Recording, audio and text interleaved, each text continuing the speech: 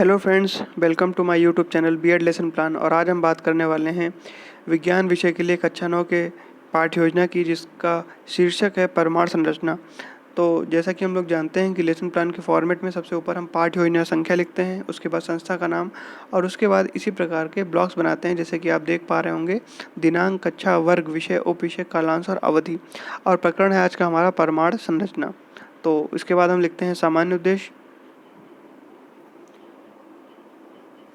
सामान्य उद्देश्य जो कि इस प्रकार है कि छात्रों में वैज्ञानिक दृष्टिकोण का विकास करना, छात्रों में अन्वेषण शक्ति का विकास करना, छात्रों को विज्ञान की उपयोगिता को समझाना, छात्रों में विज्ञान के प्रति रुचि का विकास करना, छात्रों की मानसिक तर्क शक्ति का विकास करना और छात्रों को विज्ञान के तथ्यों नियमों का ज्ञान कराना। तो ये हो जाएंगे हमारे सामान्य उद्देश्य। जैसा कि हम लोग जानते हैं कि सामान्य उद्देश्य सभी के लिए कॉमन होते हैं, इसलिए हम प्रारंभ के ही 4 या 5 लेसन प्लान में सामान्य उद्देश्य लिखते हैं। उसके बाद आगे के लेसन प्लान में हम उसको पूर्ववत कर देते हैं। तो विशिष्ट उद्देश्य की बात करते हैं। तो पहला विशिष्ट उद्देश्य है, विशिष्ट उद्देश्य हमारे प्रकरण से संबंधित होता है। तो पहला विशिष्ट उद्देश्य है कि छात्र पदार्थ की संरचना के बारे में ज्ञान प्राप्त कर सकेंगे। दूसरा है बोधात्मक, छात्र परमाणु एवं परमाणु के मूल कणों के बारे में जानेंगे। तीसरा है कौशलात्मक, छात्र मूल कणों की विशेषताओं को पहचान सकेंगे।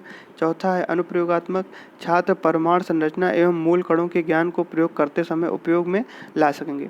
फिर बात करते हैं शिक्षण विधि की। तो किन किन शिक्षण विधियों का प्रयोग करेंगे? तो व्याख्यान विधि का प्रयोग करेंगे और प्रदर्शन विधि का प्रयोग करेंगे। सहायक सामग्री में रोलर बोर्ड पर अंकित सामग्री एवं मॉडल चित्र। पूर्व ज्ञान जो है तो छात्रों को पदार्थ की अवस्थाओं एवं उनके गुणों के बारे में जानकारी है। फिर अब बात करते हैं प्रस्तावना में। तो प्रस्तावना में जो पहला प्रश्न करेंगे वो है कि हमारी कक्षा में कौन कौन सी वस्तुएं उपस्थित हैं। तो संभावित उत्तर क्या होगा? तो 4 कक्षा में देखेंगे और उत्तर देंगे। कुर्सी उपस्थित है, मेज है, पंखा है, बल्ब है, चौक है, डस्टर है। तो प्रश्न पूछेंगे कि यह सभी वस्तुएं किन किन किन से मिलकर बनी हुई हैं। तो छात्र उत्तर देंगे कि सभी वस्तुएं छोटे छोटे अणुओं से मिलकर बनी हुई है।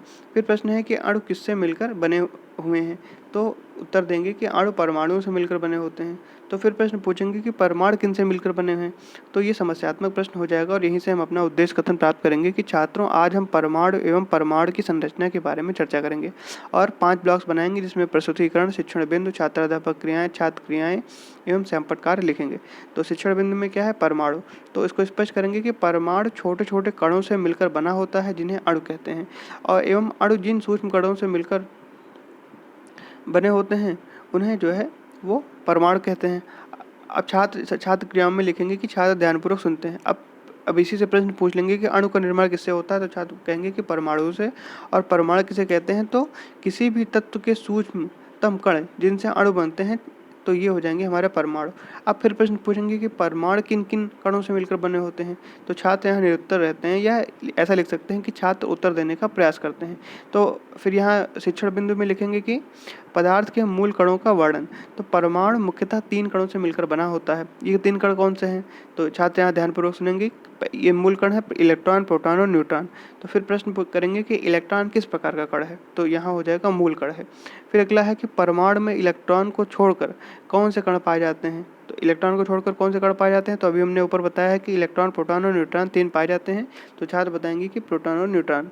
फिर इलेक्ट्रॉन पर किस प्रकार का आवेश पाया जाता है। तो छात्र यहाँ पर निरुत्तर हो जाएंगे। तो इसको स्पष्टीकरण करेंगे कि इलेक्ट्रॉन पर ऋण आवेश पाया जाता है।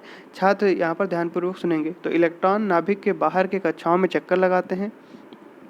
अब फिर प्रश्न पूछेंगे कि प्रोटॉन पर किस प्रकार का आवेश रहता है। तो यहाँ छात्र निरुत्तर रहते हैं। तो इसको भी स्पष्टीकरण करेंगे कि प्रोटॉन एक मूल कण है जिस पर धनावेश पाया जाता है। इसका मान 1.6 × 10⁻⁻19 कूलम होता है। परमाणु में इलेक्ट्रॉन एवं प्रोटॉन की संख्या आपस में बराबर होती है। प्रोटॉन नाभिक के भीतर पाए जाते हैं। तो यहाँ छात्र जो है वो ध्यानपूर्वक सुनते हैं। प्रोटॉन पर किस प्रकार का आवेश पाया जाता है। तो छात्र उत्तर देंगे कि धनावेश पाया जाता है। न्यूट्रॉन पर किस प्रकार का आवेश पाया जाता है। तो अभी न्यूट्रॉन के बारे में नहीं बताया गया है, तो छात्र यहाँ पर निरुत्तर रहते हैं। तो इसको स्पष्टीकरण करेंगे कि न्यूट्रॉन भी परमाणु के भीतर पाया जाने वाला मूल कण है, लेकिन न्यूट्रॉन पर किसी भी प्रकार का आवेश नहीं पाया जाता। फिर प्रश्न करेंगे कि इलेक्ट्रॉन पर किस प्रकार का आवेश पाया जाता है। तो छात्र उत्तर देंगे कि इलेक्ट्रॉन पर ऋण आवेश पाया जाता है। फिर अगला प्रश्न है कि नाभिक में पाए जाने वाले मूल कणों को क्या कहते हैं। तो छात्र उत्तर देंगे कि प्रोटॉन एवं न्यूट्रॉन। फिर प्रश्न है कि नाभिक पर किस प्रकार का आवेश होता है। तो अभी नाभिक के बारे में नहीं बताया गया है, तो यहाँ लिखेंगे कि छात्र निरुत्तर रहते हैं। स्पष्टीकरण में क्या लिखेंगे कि नाभिक में प्रोटॉन व न्यूट्रॉन नाम के मूल कण पाए जाते हैं, जिसमें प्रोटॉन धनावेशित कण है जबकि न्यूट्रॉन पर कोई आवेश नहीं है। अतः नाभिक धनावेशित होता है। परमाणु का 99% द्रव्यमान नाभिक में केंद्रित रहता है। तो छात्र यहाँ ध्यानपूर्वक सुनते हैं। फिर अगला प्रश्न है कि प्रोटॉन एवं न्यूट्रॉन कहाँ स्थित होते हैं। तो नाभिक के भीतर स्थित होते हैं। फिर अगला प्रश्न है कि नाभिक धनावेशित क्यों होता है। तो नाभिक के भीतर प्रोटॉन पाए जाते हैं जो कि धनावेशित होते हैं, इसलिए नाभिक धनावेशित होता है। अब यहाँ पर सैंपल सारांश में प्रश्न पूछेंगे और उत्तर प्राप्त करके बोर्ड पर लिखेंगे। तो पहला प्रश्न है कि परमाणु में कितने मौलिक कण पाए जाते हैं। तो छात्र उत्तर देंगे कि परमाणु में 3 मौलिक कण पाए जाते हैं। दूसरा है कि नाभिक के भीतर कौन से कण पाए जाते हैं। तो छात्र उत्तर देंगे कि नाभिक के भीतर प्रोटॉन और न्यूट्रॉन पाए जाते हैं। फिर है कि परमाणु में ऐसा कौन सा कण होता है जिस पर कोई भी आवेश नहीं पाया जाता। तो परमाणु के भीतर न्यूट्रॉन पर कोई भी आवेश नहीं पाया जाता। तो इनको लिखेंगे और उनको उतारने के लिए कहेंगे। तो निरीक्षण कार्य है कि छात्र अध्यापक द्वारा सैंपल सारांश को लिखने का निर्देश देने के पश्चात कक्षा का निरीक्षण किया जाएगा एवं आवश्यकता पड़ने पर छात्रों की निजी सहायता भी की जाएगी।